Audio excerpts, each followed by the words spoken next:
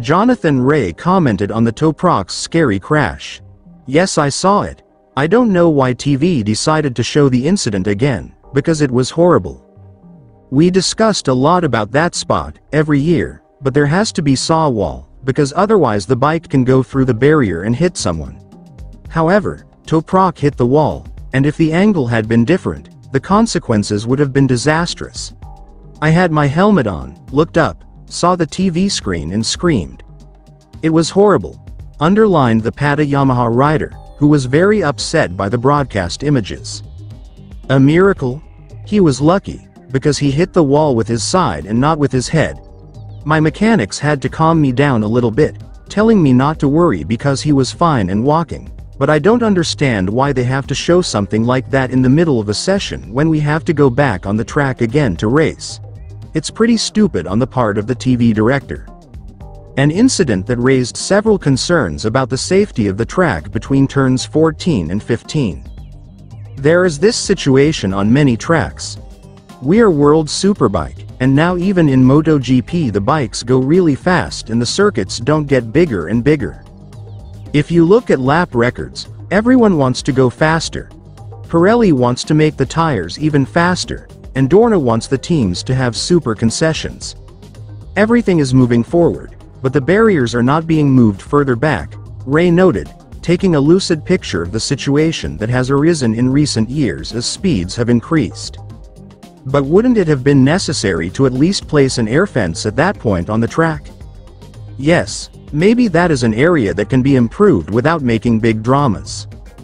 But FIM has been here, and even though they have simulation programs now that can simulate a crash, sometimes strange things happen, like a straight where you don't expect a crash. "We are not lucky enough to be able to choose the circuits where we go," acknowledged the Northern Irishman.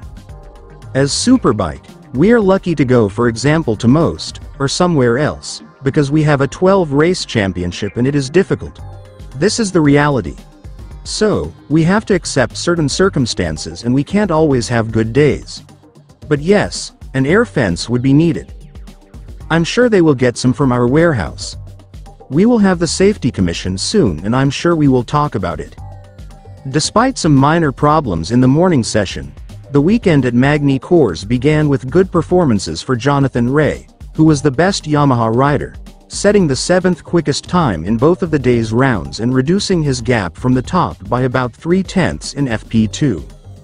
First position monopolized by BMW, which saw Michael van der Mark end up in the lead on Friday after picking up the baton from his teammate Toprak Razgatlioglu, who was halted by a nasty-looking accident. A supremacy, that of the Bavarian manufacturer, that did not surprise the 6-time Superbike champion all that much. In the last 2 seasons we have seen that BMW has been competitive, inconsistently. Last year in Race 2 at Mandalika, Mikey had the fastest lap on the last pass, and you can't do that if the bike sucks. Garrett Gerloff was also inconsistently fast last year, remarked Ray.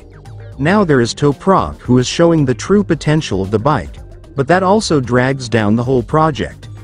The other riders have good data available and we are more than halfway through the season, so they will arrive. Mikey and Garrett are good riders and so is Scott Redding. Toprak seems to be showing the benchmark, and I think they deserve to be where they are because they have worked hard the last few years. Returning to his day, Jonathan then explained what the mishap was that slowed him down during this morning's FP1. "I lost a lot of time because we had a small electrical problem, so the bike kept shutting down. We worked by exclusion, so I was in and out of the box a lot.